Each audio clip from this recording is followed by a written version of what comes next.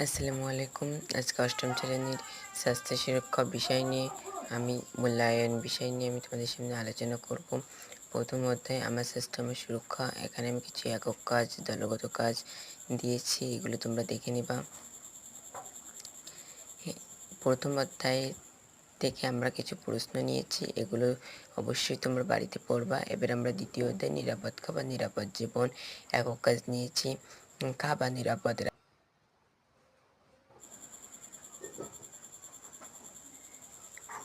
তৃতীয় অধ্যায়ে আমরা শারীরিক ফিটনেস, এখান থেকেও কিছু একক কাজ, দলগত কাজ নিয়েছি, এগুলো তোমরা বাড়িতে দেখে নেবা।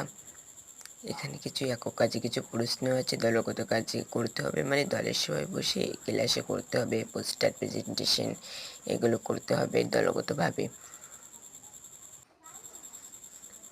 এরপর আমরা চতুর্থ অধ্যায়ে চলে যাব, আমার